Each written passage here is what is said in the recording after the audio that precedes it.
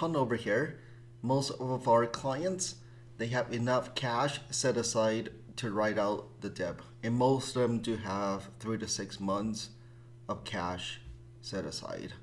But for those of you who do not have enough cash set aside, there are resources out there to help you out. And many of you already heard about the CARES Act that was passed on Friday the 27th.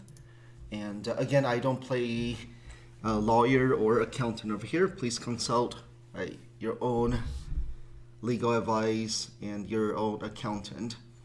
But I will link a couple resources to help you out.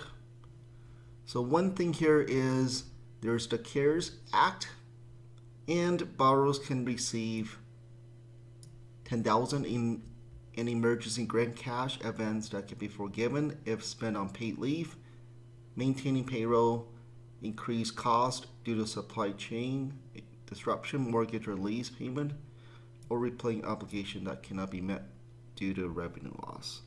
Okay, so this is a very good article that shows you how the CARES Act worked. But there's also a separate one called Paycheck Protection Program Loan Guarantee. And this one, same thing, if the loan might be forgiven, right, if you follow these strict terms and conditions. Okay, so again, this article over here goes in details over here how it might be forgiven, because some of you are just really struggling right now to meet payroll. So that's the resource here. And what I like about this article towards the bottom here is definitely apply. If you need funding now or even right down the line, there's no obligation to take the loan, right? There's no guarantee fees, servicing fees, or prepayment fees.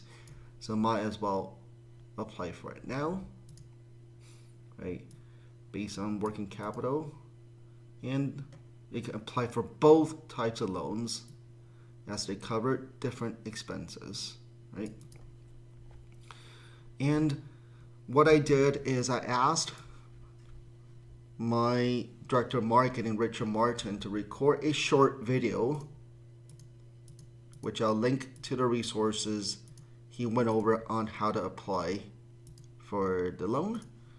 And also I'll link on where to apply for the loan and the terms and conditions with the emergency grant again, right? The use of funds, how it works. Okay, again, the amount of an advance provided under this subsection should not be more than $10,000. But here's a lot of terms and conditions on this. But if you are really waking up at night, not knowing how to meet payroll for the next few months because business has died down substantially, I think it will be, again, it's not a lot of money, 10,000, but hopefully at least it covers some expenses to help you write out the debt.